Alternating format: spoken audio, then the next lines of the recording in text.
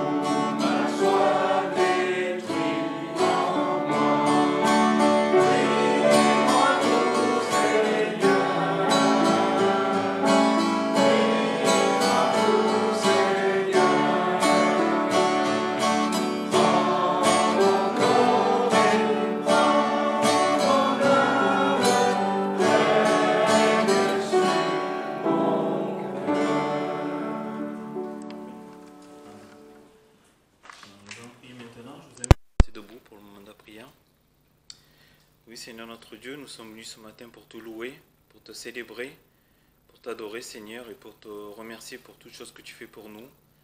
Comme nous voulons de le chanter, Seigneur, oui, prends tout. Mais Seigneur, tout est à toi déjà. Toutes choses sont entre tes mains, Seigneur, et nous t'appartenons, Seigneur.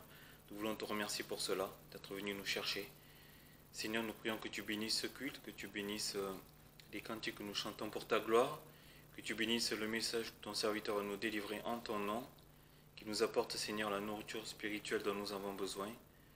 Seigneur, nous voulons juste te dire merci parce que toutes choses viennent de toi et nous ne méritons rien, Seigneur. Merci encore, Père éternel. Loué soit ton nom, au nom de Jésus-Christ. Amen.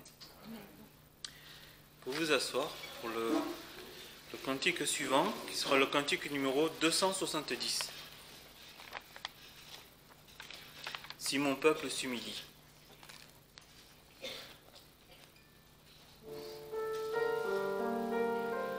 Nous chanterons deux fois, comme il est court, on a la deuxième fois. Ensemble.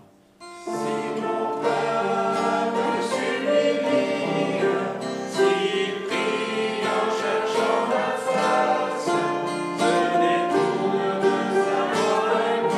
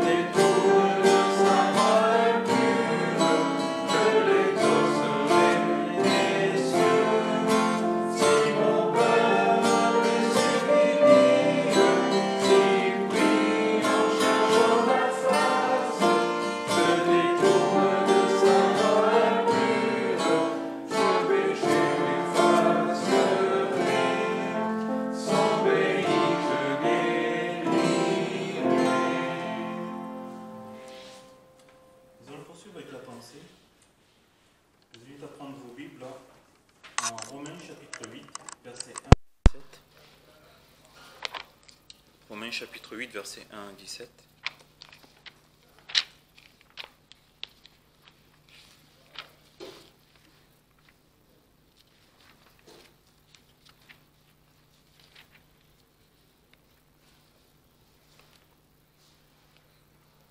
Il n'y a donc maintenant aucune condamnation pour ceux qui sont en Jésus-Christ, qui marchent non selon la chair, mais selon l'Esprit.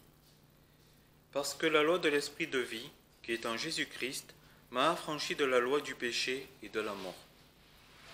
Car ce qui était impossible à la loi, parce qu'elle était affaiblie par la chair, Dieu l'a fait, envoyant son propre Fils dans une chair semblable à celle du péché. Et pour le péché, il a condamné le péché dans la chair, afin que la justice de la loi fût accomplie en nous, qui marchons non selon la chair, mais selon l'Esprit. Car ceux qui vivent selon la chair s'affectionnent aux choses de la chair, mais ceux qui vivent selon l'Esprit s'affectionnent aux choses de l'Esprit. Car l'affection de la chair, c'est la mort, mais l'affection de l'Esprit, c'est la vie et la paix. Parce que l'affection de la chair est inimitié contre Dieu, car elle ne se soumet pas à la loi de Dieu, et en effet, elle ne le peut. Or, ceux qui sont dans la chair ne peuvent plaire à Dieu. Pour vous, vous n'êtes point dans la chair, mais dans l'Esprit, s'il est vrai que l'Esprit de Dieu habite en vous. Or, si quelqu'un n'a point l'Esprit de Christ, celui-là n'est point à lui. Mais si Christ est en vous, le corps est bien mort à cause du péché, mais l'Esprit est vivant à cause de la justice. Et si l'Esprit de celui qui a ressuscité Jésus des morts habite en vous, celui qui a ressuscité Christ d'entre les morts rendra aussi la vie à vos corps mortels par son Esprit qui habite en vous. Ainsi donc, frères, nous ne sommes au point redevables à la chair pour vivre selon la chair. En effet, si vous vivez selon la chair, vous mourrez. Mais si par l'Esprit vous faites mourir les œuvres du corps, vous vivrez. Car tous ceux qui sont conduits par l'Esprit de Dieu sont enfants de Dieu.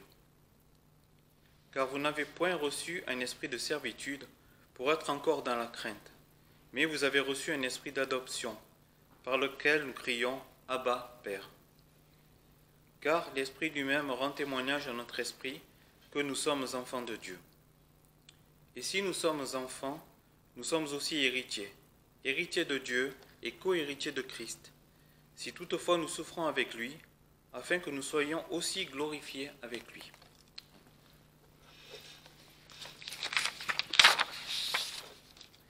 Frères et sœurs, notre Seigneur nous a accordé l'Esprit Saint. Sa volonté est que nous vivions par l'Esprit et que nous n'écoutions pas la chair. C'est un combat spirituel que nous devons mener chaque jour. Mais dans ce combat, nous ne sommes pas seuls. Dieu est présent avec nous et il nous donne des armes pour en sortir vainqueurs. Sa parole, la Bible, la communion avec lui par la prière, la communion fraternelle. Ne soyons pas perturbés par les tumultes actuels du monde, gardons les yeux tournés vers notre Seigneur. Avec lui et avec lui seul, nous sommes victorieux. Amen.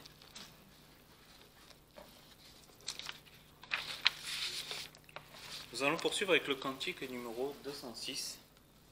Enseigne-moi.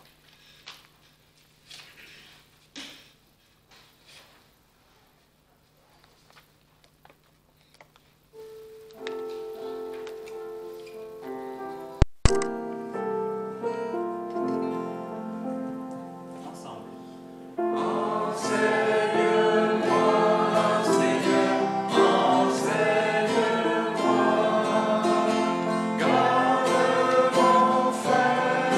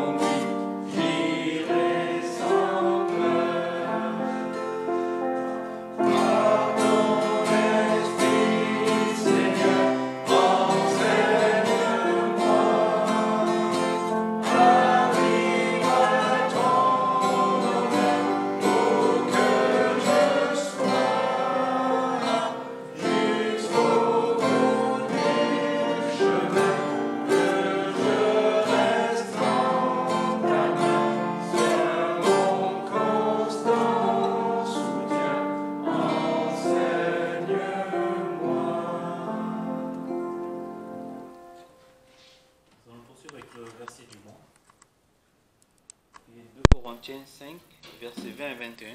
Je demandais à Ethan s'il peut nous le lire, s'il te plaît.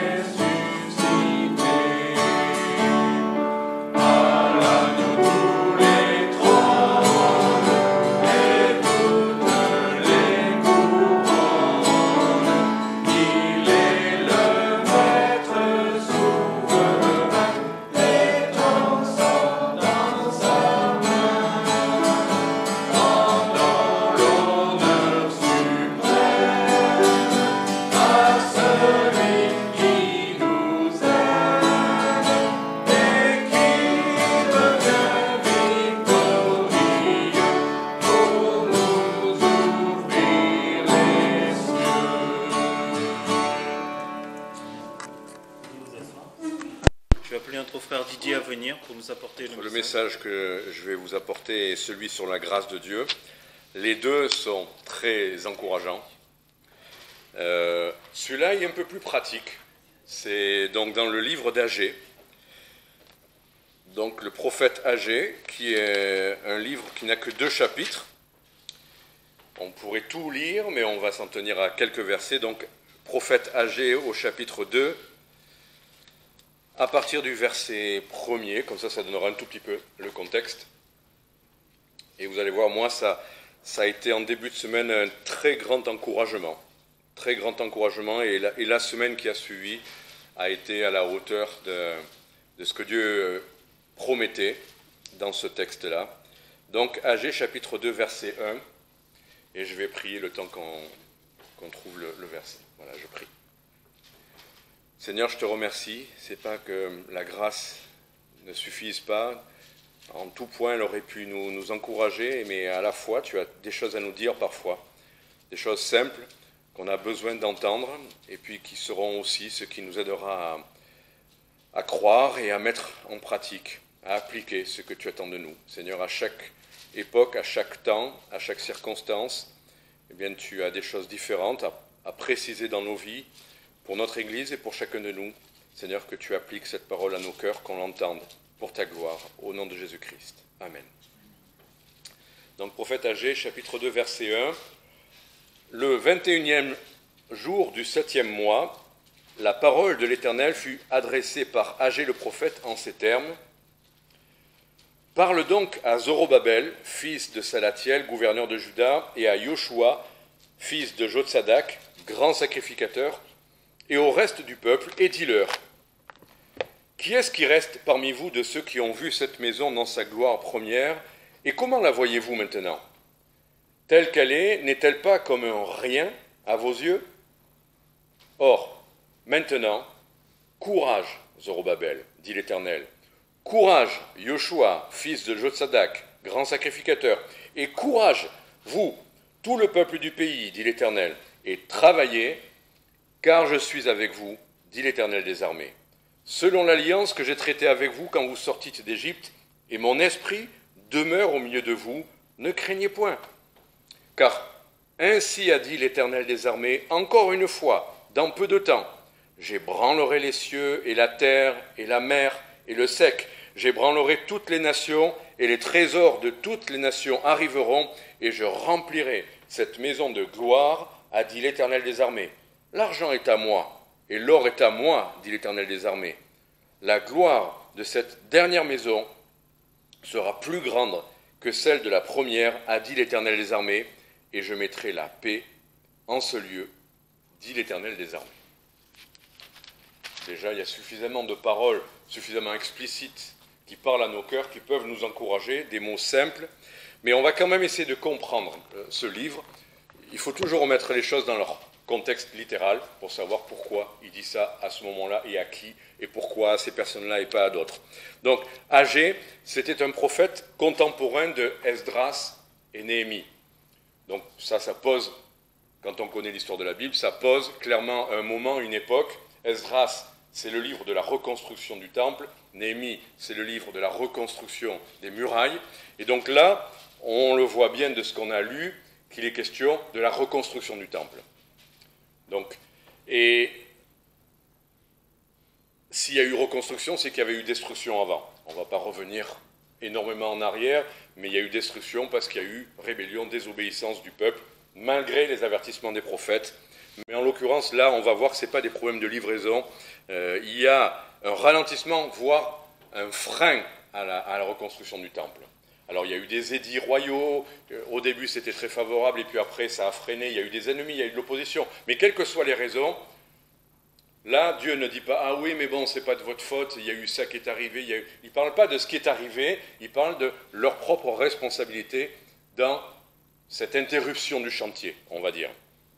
Alors le constat, il n'est pas compliqué si vous revenez au début du chapitre 1, au verset... On va commencer au verset 2. Ainsi a parlé, donc chapitre 1, verset 2, ça donnera le contexte. Ainsi a parlé l'Éternel des armées en disant, ce peuple dit, le temps n'est pas venu, le temps de rebâtir la maison de l'Éternel. Ça s'appelle typiquement de la procrastination. C'est-à-dire remettre à plus tard. Non, ce n'est pas le moment. On y viendra, vous inquiétez pas. On n'est pas contre l'idée de travailler au temple, mais ce n'est pas le temps. Donc ça, c'était un problème. Et au verset 15, donc là, il est question, regardez, chapitre, je crois que c'est le verset 15 du, je vérifie, ouais, non, verset 15 du chapitre 2, donc on revient au chapitre 2. Considérez donc attentivement ce qui s'est passé depuis ce jour et en remontant avant qu'on eût mis pierre sur pierre au temple de l'Éternel. Donc, on voit que c'est le peuple n'est plus au travail et Dieu dit, on va faire un stop, pause, et on va essayer de voir depuis la première pierre qui a été posée, qu'est-ce qui s'est passé, considérez attentivement qu'est-ce qui s'est passé pour que ça se soit arrêté. Il y a bien quelque chose qui est arrivé. Et là, on va passer maintenant après avoir vu le constat de l'interruption, eh bien, on voit le symptôme. Le symptôme, chapitre 1, verset 5, c'est toujours intéressant de dissocier le mal avec le symptôme. Dieu envoie un symptôme pour nous avertir d'un mal, d'accord? Ça n'est pas le mal en soi, ça, c'est un symptôme pour nous avertir de ce qui pourrait ne pas aller chez nous. Donc, chapitre 1, verset 5, maintenant donc, ainsi a dit l'Éternel des armées, considérez attentivement vos voies. Vous avez semé beaucoup, mais peu recueilli. Vous mangez, mais vous n'êtes pas rassasiés. Vous buvez, mais vous n'êtes pas désaltérés. Vous êtes vêtus, mais vous n'êtes pas réchauffés. Et celui qui gagne son salaire, celui qui gagne met son salaire dans un sac percé. Donc qu'est-ce qu'il dit là? Il dit, vous sentez bien vous-même qu'il y a quelque chose qui ne va pas. Vous voyez bien vous-même que vous n'êtes pas rassasié de ce que vous faites, vous n'êtes pas satisfait de ça. Vous sentez bien qu'il vous manque quelque chose là. Voilà, vous faites des choses pour un but, mais vous êtes toujours en train de trouver que ça ne suffit pas, que ce n'est pas exactement ça, il vous manque quelque chose. Ça, c'est un symptôme. Deuxième symptôme, chapitre 1, verset 10, à peine plus loin, c'est pourquoi les cieux, au-dessus de vous, retiennent la rosée et la terre retient son produit. J'ai appelé la sécheresse sur la terre et sur les montagnes et sur le blé, sur le mou et sur l'huile et sur tout ce que le sol produit, et sur les hommes et sur les bêtes et sur tout le travail des mains. Deuxième symptôme, là dit, vous voyez bien que vous ne récoltez pas ce que vous devriez normalement récolter. Vous travaillez et vous ne récoltez pas. Vous semez et vous n'avez pas de fruits. Vous voyez bien qu'il y a quelque chose, ce ne sont que les symptômes. Mais Dieu dit, c'est moi qui ai arrêté la pluie. C'est moi qui ai fait la sécheresse. C'est-à-dire, vous continuez à faire votre travail, mais vous ne récoltez pas parce que vous savez bien qu'il faut que moi j'arrose. Voilà, en Israël c'est d'autant plus flagrant, on a besoin de la pluie du ciel. On n'est pas dans un pays où on peut drainer les lacs, les fleuves, il n'y en a pas suffisamment. Il faut la pluie du ciel. Et Dieu dit, vous ne récoltez pas parce qu'il vous manque la pluie. Et la pluie, c'est moi qui la fait tomber. Donc, deux symptômes, cette espèce d'insatisfaction chronique et le manque de résultats, de fruits au travail qu'on a produit. Parce que Dieu dit, c'est moi qui suis là pour empêcher que vous ayez le fruit espéré. Ça, ce sont les symptômes. Alors, quand on a les symptômes, maintenant, il faut venir au problème. Ou au mal, ou à ce qui a provoqué le mal. On l'a vu tout à l'heure, au verset 2 à 4, le début du problème, c'est que Israël dit, c'est pas le moment de travailler au temple. Voilà, le temps n'est pas venu. C'est le premier problème, de s'occuper, et on va le voir, c'est pas tant qu'ils remettent à plus tard, c'est qu'ils s'occupent à autre chose. Et à quoi s'occupent-ils ? Si on va un peu plus loin, au verset 4, chapitre 1, verset 4, Dieu répond à eux qui disent « Il n'est pas temps de rebâtir le temple ». Voilà ce que Dieu répond. « Est-il temps pour vous d'habiter dans des maisons lambrissées pendant que cette maison-là est en ruine ?» Donc, ce n'est pas qu'il ne faisait rien. La procrastination, ça ne veut pas dire ne rien faire, passer son temps les doigts en éventail à la plage. La procrastination, c'est souvent de faire autre chose que ce qu'on devrait faire. Et ça, on est capable de faire. Hein. Vous savez, vous connaissez ça ?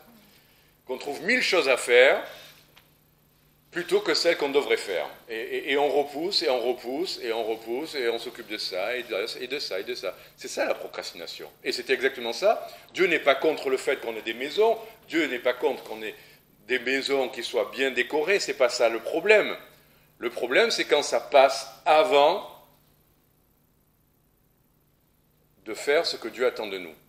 Et le problème, c'est qu'avec ce temps qui nous occupe, ces occupations-là qui prennent la première place, ça repousse. La question du temps est importante dans cette histoire. Hein. Dieu l'a dit, considérez dès le commencement, qu'est-ce qui s'est passé, pourquoi on en est X mois après, encore quasiment au même point qu'au début. C'est parce que vous avez mis autre chose, et autre chose, et autre chose. Vous vous êtes occupé de vos propres maisons, mais vous ne vous êtes pas occupé de la maison de l'Éternel. Et on le sait, le Nouveau Testament est clair en disant « Cherchez premièrement le royaume de Dieu, et toutes ces choses vous seront données. » Dieu ne veut pas nous empêcher de nous occuper de ces choses, mais il faut faire les choses dans l'ordre. En premier, sa maison. Donc voilà le premier problème, un problème de priorité. Deuxième problème, là on le voit un peu plus loin dans le chapitre, souvent on oublie cette partie-là, elle a son importance. À partir du verset, 11, chapitre 2, verset 11, Dieu va mettre le doigt sur un autre problème. « Ainsi, dit l'Éternel des armées, propose donc au sacrificateur cette question sur la loi. Si quelqu'un porte de la chair consacrée dans le pan de son vêtement, et que de ce vêtement il touche du pain, ou un mets cuit, ou du vin, ou de l'huile, ou un aliment quelconque, cela devient-il sacré ?» Les sacrificateurs répondirent « Non !» Et Agé dit « Si celui qui est souillé pour un mort touche toutes ces choses, seront-elles souillées ?» Les sacrificateurs répondirent et dirent « Elles seront souillées. » Alors Agé reprit et dit « Tel est ce peuple, telle est cette nation devant moi, dit l'Éternel, et telle est toute l'œuvre de leurs mains, ce qu'ils offrent là, est souillé.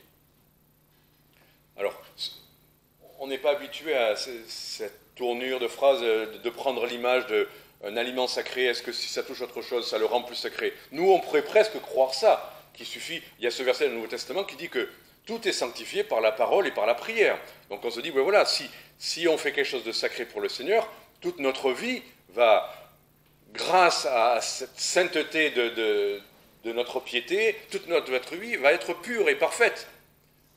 Et ce n'est pas le cas.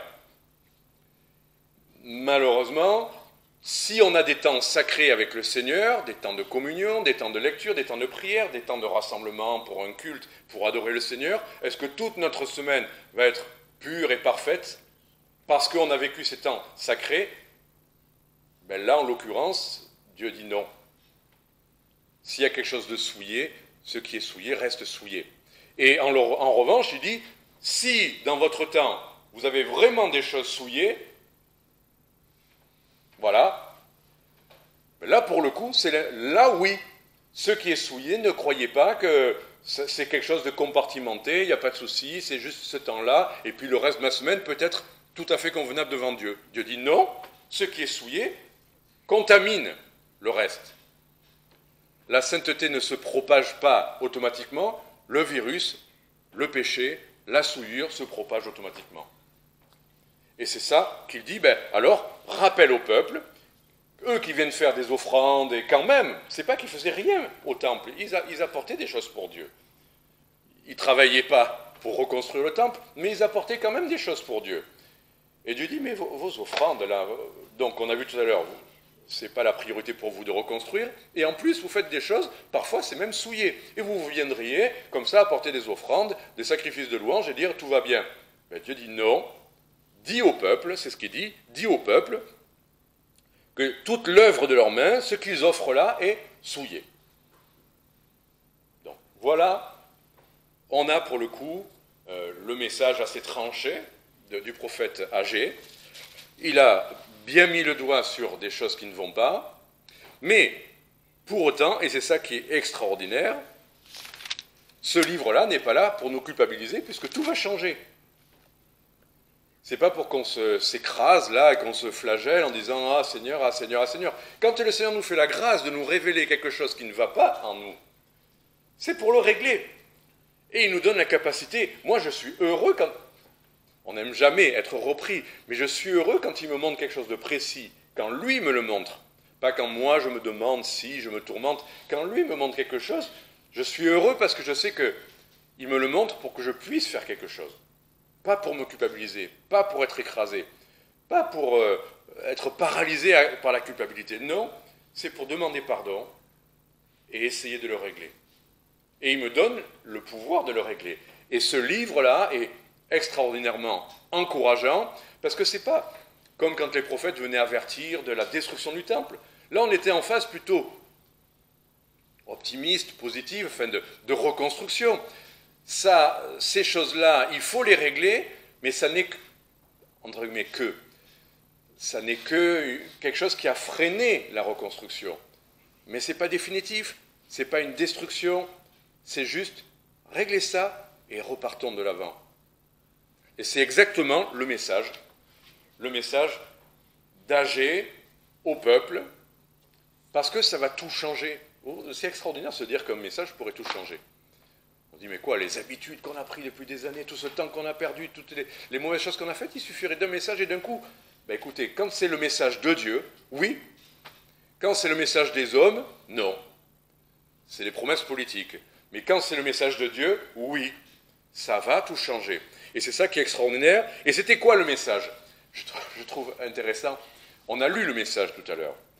Mais là, j'aimerais qu'on lise le résumé en une courte phrase du message que Dieu fait lui-même dans le texte, donc au chapitre 1, cette fois-ci, et au verset 12. Au cas où on aurait raté le sens du message, non, le Seigneur va nous le donner. Donc verset 12, Zorobabel, fils de Salatiel, Joshua, fils de Jotsadak, grand sacrificateur, et tout le reste du peuple entendirent la voix de l'Éternel leur Dieu et les paroles d'Agé le prophète, selon la mission que lui avait donnée l'Éternel leur Dieu, et le peuple eu de la crainte devant l'Éternel. Donc, Dieu avait donné une mission à Agé, il lui avait donné quelque chose à leur dire, et verset 13, on a le message. Verset 13, Agé, envoyé de l'Éternel, parla au peuple, selon le message de l'Éternel, disant, on ne peut pas faire plus court, plus simple, plus basique, en disant, je suis avec vous, dit l'Éternel. Dans le sens déjà, je ne suis pas contre vous, je suis avec vous, de votre côté. Et dans le sens aussi, je suis avec vous pour vous aider maintenant. Je suis avec vous, à vos côtés, pour que les choses, au lieu d'être bloquées, pour que les choses aillent de l'avant. Et c'est le résumé du message. Si on n'a pas compris quelque chose du message, rappelons-nous Dieu qui nous dit « Je suis avec vous ». Jésus a dit exactement la même chose quand il a envoyé les disciples prêcher. C'était une tâche pour une douzaine d'hommes là, et il leur dit « Allez dans toutes les nations ». Ils auraient pu dire « Mais on est 12, dis-nous chacun un continent, mais même moi tout seul dans un continent, à quoi je sers ? Comment tu nous dis « Allez, faites de toutes les nations des disciples ». C'est pas un moi tout seul. Je veux dire, ils n'avaient peut-être pas les cartes qu'on a aujourd'hui, mais ils savaient que c'était suffisamment grand pour se sentir totalement incapable de faire ça. Allez, et puis qu'est-ce que Dieu leur dit ? Et Jésus a dit à ses disciples la même chose. Je suis avec vous tous les jours jusqu'à la fin du monde. Et il répète que toute autorité lui a été donnée, pour qu'ils comprennent un peu mieux ce que ça veut dire, qu'ils n'ont rien à craindre. Mais il leur dit, je suis avec vous. C'est de ça dont on a besoin, tout simplement.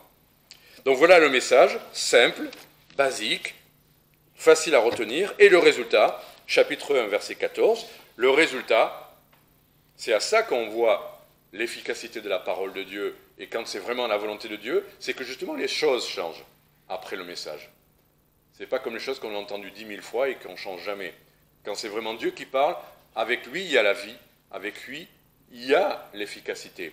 Et là, c'est ce qui se passe, verset 14. Et l'Éternel excita l'esprit de Zorobabel, fils de Salatiel, gouverneur de Juda, et l'esprit de Yoshua, fils de Josadak, grand sacrificateur, et l'esprit de tout le reste du peuple, et ils vinrent, et ils se mirent à travailler à la maison de l'Éternel des armées, leur Dieu.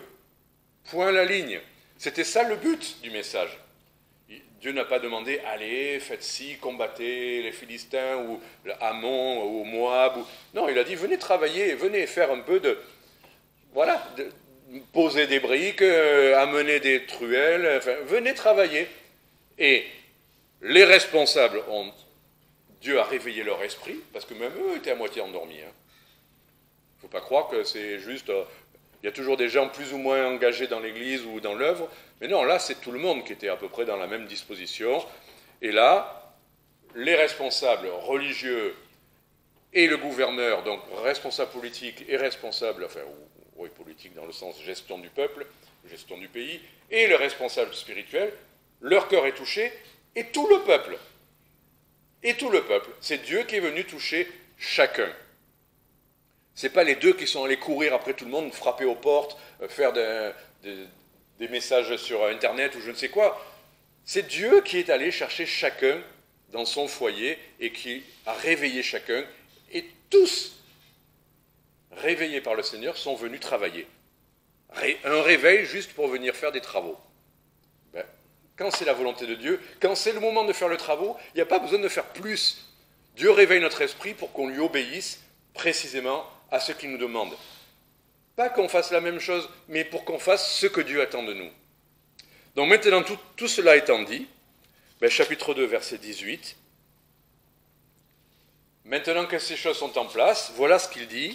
Considérez donc, chapitre 2, verset 18, considérez donc attentivement ce qui arrivera depuis ce jour-ci et dans la suite, depuis le 24e jour du 9e mois, depuis le jour où le temple de l'Éternel fut fondé, considérez-le attentivement. Donc il dit, voilà, considérez, on l'a vu tout à l'heure, ce qui s'est passé depuis la première pierre posée, et maintenant considérez ce qui va se passer depuis aujourd'hui, depuis cette date où je vous ai parlé, et depuis ce moment où vous êtes mis au travail. Qu'est-ce qu'il veut dire par là ? Moi, je trouve extraordinaire, c'est que Dieu nous demande parfois de faire le premier pas de la foi, de l'obéissance, Et après, on voit l'œuvre de Dieu. On voit Dieu se mettre à l'œuvre. Étonnant, combien de fois à Israël, Dieu a demandé à Moïse de mettre le bâton et de mettre le pied dans la mer pour qu'elle s'ouvre, et la mer s'est ouverte. Je veux dire, Moïse aurait pu prendre un bain là, simplement, rentrer dans l'eau, et puis tout le monde l'aurait regardé, mais qu'est-ce que tu fais? C'est le moment d'aller se baigner, Moïse? Dieu lui avait demandé de le faire, et la mer s'est ouverte. Et là, tout le monde savait que Moïse faisait exactement ce que Dieu attendait de lui. Même chose pour la traversée du Jourdain. Il fallait que les sacrificateurs avec l'arche rentrent, mettent le pied dans le Jourdain pour que les eaux s'arrêtent et restent plus haut. C'est comme ça la foi. La foi, c'est on fait, on entend ce que Dieu nous a dit, on fait ce que Dieu nous a demandé, et Dieu agit. Parce que Dieu n'est pas menteur. S'il nous a demandé de faire quelque chose pour quelque chose, il dit maintenant, regardez. Vous avez fait votre part, maintenant regardez. Je vous ai dit que cette semaine a été très encourageante. Dieu m'avait montré des choses très particulières. On les a faites et on a vu Dieu à l'œuvre. Je ne vais pas vous raconter tout, mais je peux vous dire que Dieu répond et Dieu agit. Même si, en considérant les années passées, il n'y avait pas ci, il n'y avait pas ça, mais quand Dieu dit maintenant, je te dis ça, et tu regardes un peu ce qui va se passer, on se dit, oui, là Dieu, effectivement, est en train d'agir. Alors, on va juste voir le détail du message. On a vu tout à l'heure le « je suis avec vous », ça nous suffit. Mais Dieu a dit un tout petit peu plus ce qu'on a lu tout à l'heure, et chaque petite chose qu'il nous a dit, ce n'est pas le début du message, ne vous inquiétez pas. Hein. Des fois, on a peur que l'introduction ait duré 3/4 d'heure, et qu'après le message dure encore 3/4 d'heure. Non, là, ça va être, c'est le message, mais c'est très simple. Donc, quel était le détail du message? Verset 4, on revient à ce qu'on a lu au début. Or, maintenant, voilà le message, courage, Zorobabel, courage, Yoshua, et courage, vous tout le peuple du pays. Des fois, on se dit, mais ça sert à quoi de dire à quelqu'un qui est dans la difficulté, lui dire bon courage, hein? On dit bon courage. Et alors on dit ça comme si on ne sait pas quoi dire, alors on dit bon courage. Hein? Et quoi, voilà, des choses terribles, mais on n'a que ça, bon courage. On pourrait dire c'est rien. Mais quand c'est Dieu qui dit courage, c'est pas une parole en l'air. Quand il le dit 3 fois, il le dit à chacun, individuellement, chacun pour sa part, mais il dit à tout le peuple la même chose. Courage. Il y a le bon côté, quand c'est Dieu qui le dit, c'est que, bon, il mesure qu'on a besoin d'être encouragé. Ce qu'on aime moins, c'est que ça veut dire aussi que ça ne sera pas si facile que ça, parce qu'on n'a pas besoin de dire bon courage quand on se met devant un plat qu'on aime beaucoup. Bon courage, vous imaginez, on se met à table, on vous apporte un repas, et on dit et bon courage, hein. On a commencé à vous inquiéter, non? Mais quand il dit bon courage, ça veut dire effectivement que préparez-vous aussi à ce que ça ne soit pas tout seul. Il y a de l'opposition. Même si vous semblez savoir, c'est pas compliqué de venir apporter des pierres les unes sur les autres, vous pensez que ça sera facile. Non, quand même courage, ça ne sera pas si facile que ça. Il y aura des larmes, il y aura de la sueur, il y aura de l'opposition, il y aura des combats, il y aura des coups, il y aura des moments où vous n'aurez pas envie, mais c'est pour ça qu'il dit d'abord, il commence par ça. D'abord, fortifiez votre cœur. Courage. Voilà. C'est pas, allez-y en courant et sautillez de joie parce que maintenant tout va bien se passer. C'est pas ça. Dieu, quand il nous demande de faire quelque chose, il nous dit quand même courage. Ça ne va pas être toujours facile. Mais, s'il nous dit courage, c'est qu'il faut y aller et qu'on peut y aller. D'accord? Deuxième chose, après avoir dit courage, qu'est-ce qu'il dit?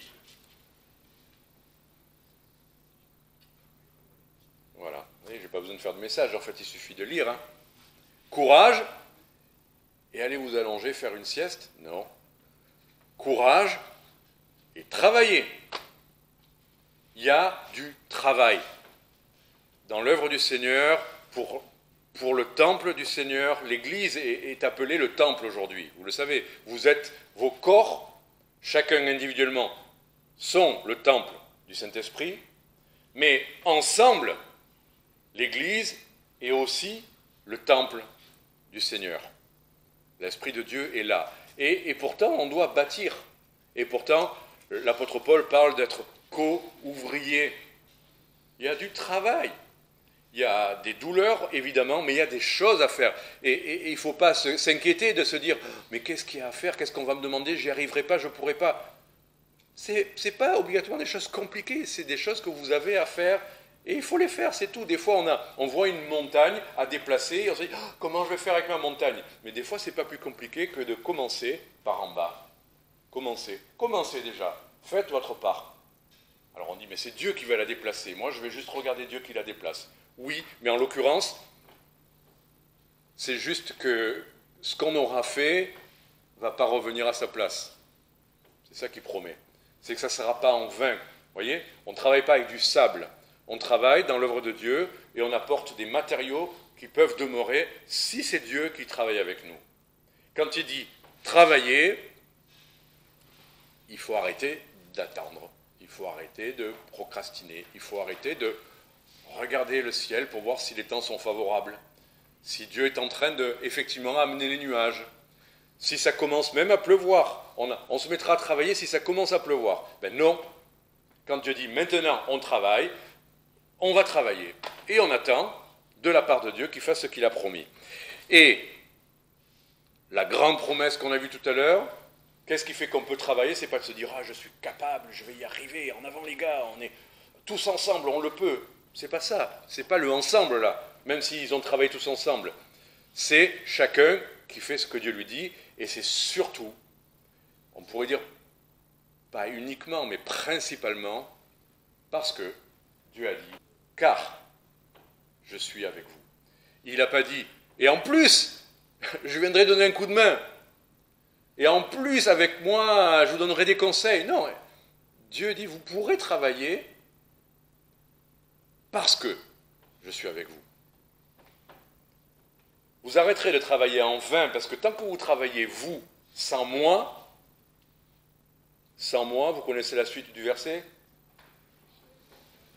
vous ne pouvez rien faire. Mais si, on peut faire des choses. Non, vous ne faites rien. Vous êtes un airain qui résonne, vous faites du bruit, vous faites des activités, vous multipliez les choses, mais comme on l'a vu tout à l'heure, vous ramenez rien, vous lancez des filets sans rien ramener. Vous commencez à construire et puis il y a une vague et hop, ça repart.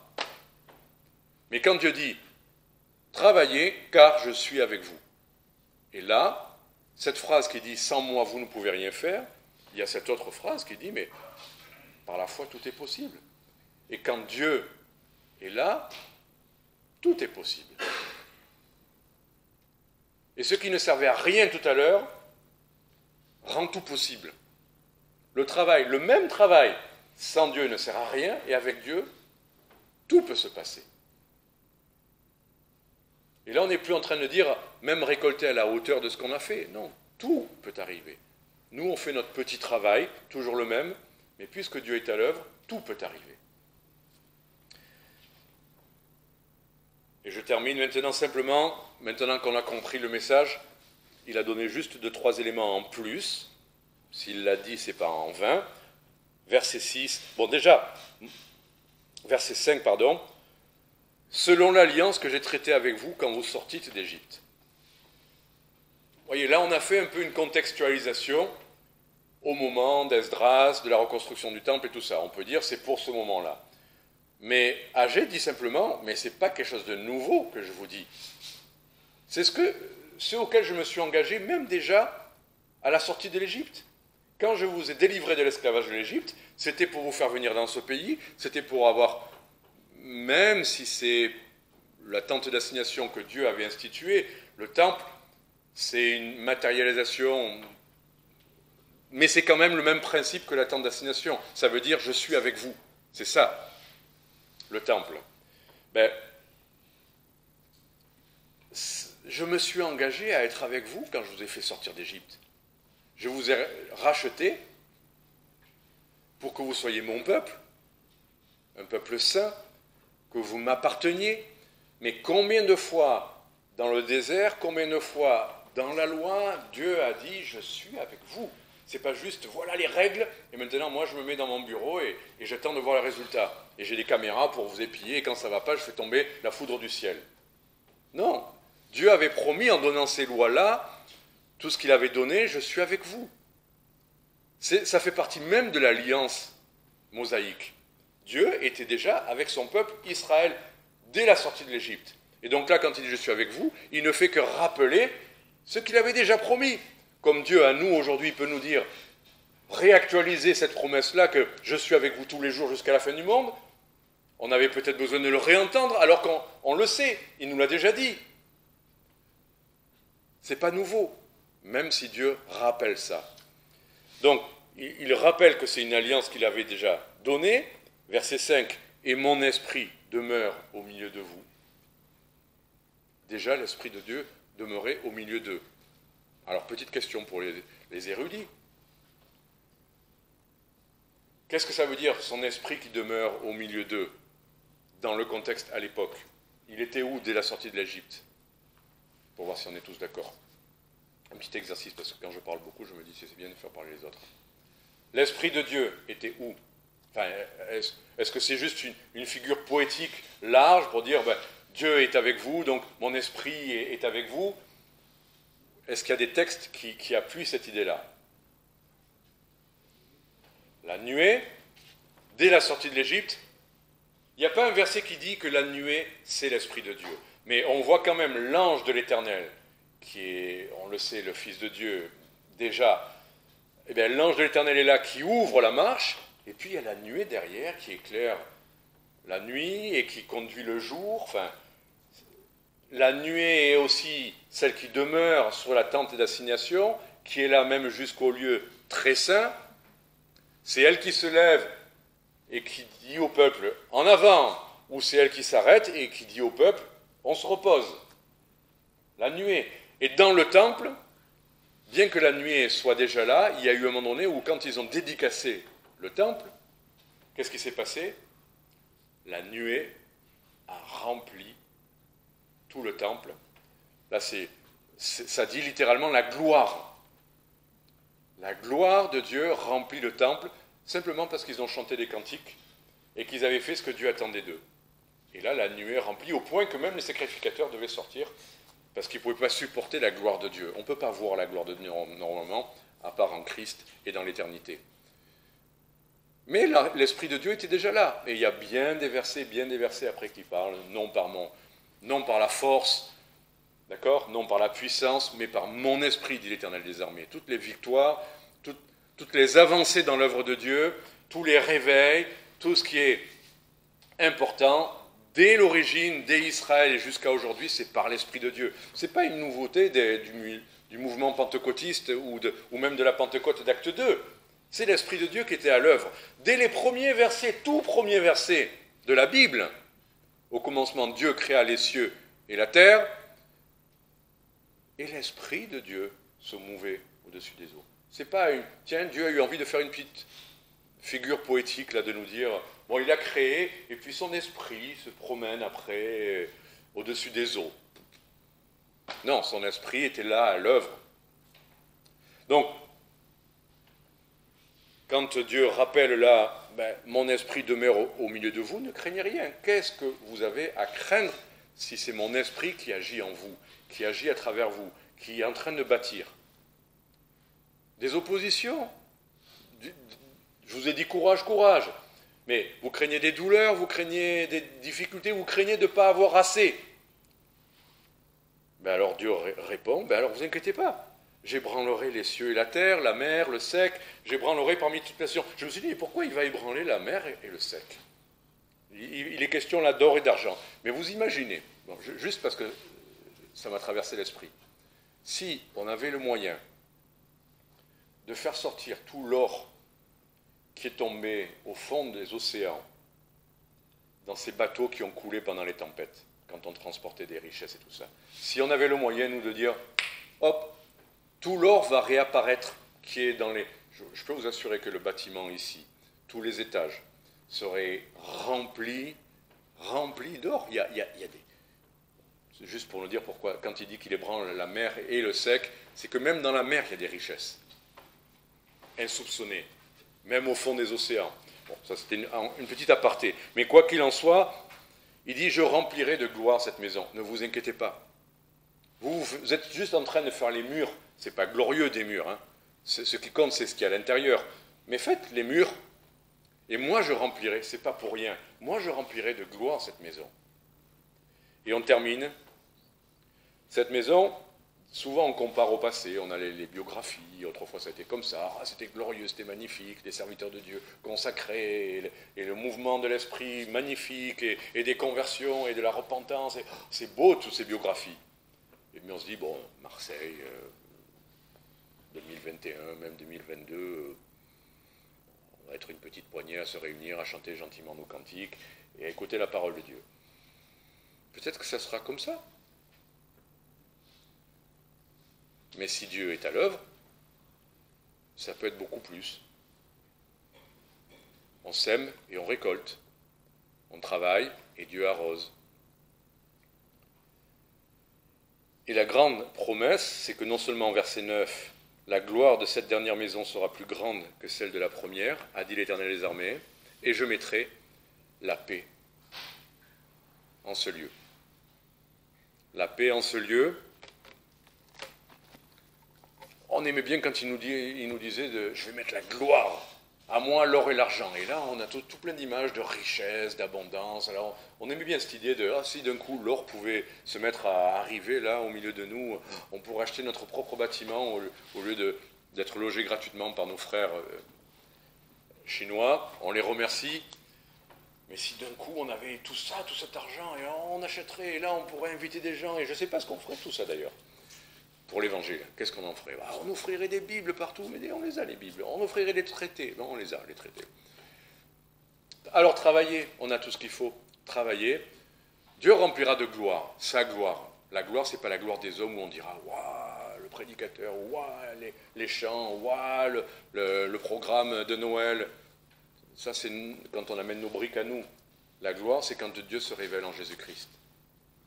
C'est ça la gloire, ici-bas. Qu'est-ce que les gens veulent voir et entendre? Jésus-Christ. Et des fois, on est tout dans la faiblesse, mais si au moins on a laissé Jésus-Christ, la gloire est là. Celui qui a vu à Jésus-Christ a vu le Père. Qu'est-ce qu'on a de mieux à apporter au monde? De quoi? Un bâtiment en or massif, plus grand, plus haut que Taj Mahal, que la cathédrale. Ça, c'est le monde qui fait ça, de voir celui qui est le plus haut, le plus grand et le plus cher. La gloire, c'est pas ça.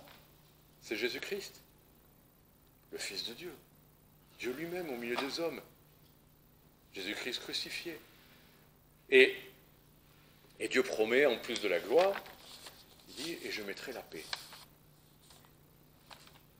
Et quand il y a la paix, qu'est-ce qu'on veut de plus? De quoi ont besoin les gens qui nous entourent? De quoi avons-nous besoin pour vivre dans ces temps tourmentés? Jésus-Christ, notre paix, qui nous a réconciliés déjà avec lui, avec Dieu, entre juifs et non-juifs, juifs et païens. Il a abattu le mur de séparation entre les deux. C'est l'Épître aux Éphésiens qui le dit. Maintenant, ensemble, même promesse, même ressources, même temple, un seul et même temple, et la paix. Le prince de paix. Donc si Dieu nous promet ça, voilà. On a courage, travaillez, et je suis avec vous. Ça suffit. Je demande à Luc s'il veut bien terminer par la prière.